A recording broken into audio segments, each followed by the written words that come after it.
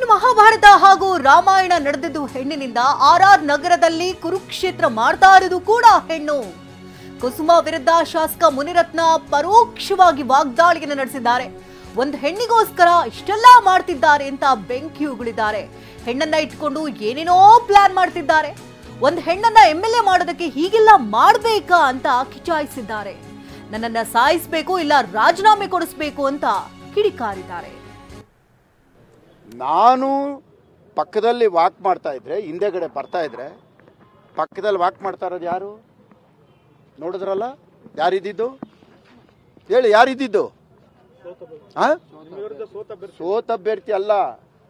ಮಹಾಭಾರತ ಯುದ್ಧ ನಡೆದಿದ್ದು ಹೆಣ್ಣೆ, ರಾಮಾಯಣ ನಡೆದಿದ್ದು ಹೆಣ್ಣೆ. ಈ RR ನಗರದಲ್ಲಿ ಕುರುಕ್ಷೇತ್ರ ನಡೀತಾ ಇರೋದು ಒಂದು ಹೆಣ್ಣೆ.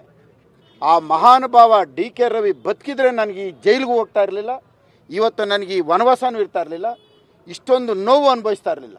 ಆ DK ರವಿ ಸತ್ತು ಇವತ್ತು ಇಲ್ಲಿ ಬಂದು ನನಗಿಲ್ಲಾಗಿರೋದಿದು. ಒಂದು ಹೆಣ್ಣು ಏನೇನು ಕೆಡುಕು ಮಾಡ್ಬೋದೋ ಎಲ್ಲ ಮಾಡ್ತಾ ಇರೋದು.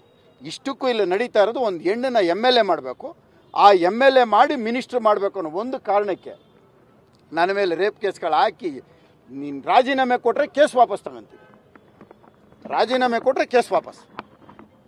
ಹಾಂ, ಏನ್ರಿ ಇದು? ಒಂದು ಹೆಣ್ಣಿಗೋಸ್ಕರ ಇಷ್ಟೊಂದು ಹಿಂಸೆ ಕೊಡ್ಬೇಕೇನ್ರಿ ಒಬ್ಬೊಂದು ವ್ಯಕ್ತಿಗೆ? ಮಾಡ್ಬೋದೇನ್ರಿ ಇದು? ಇವತ್ತು ಸರ್ಕಾರದ ಕಾರ್ಯಕ್ರಮದಲ್ಲಿ ಯಾರು ಇರ್ಬೇಕ್ರಿ? ಒಬ್ಬ ಮಿನಿಸ್ಟರ್ ಪಕ್ಕದಲ್ಲಿ ಹೇಳ್ರಿ, ಸಾರ್ವಜನಿಕರಿಗೆ ಇದು ಮಾಧ್ಯಮದ ಮುಖಾಂತರ ಸಾರ್ವಜನಿಕರಿಗೆ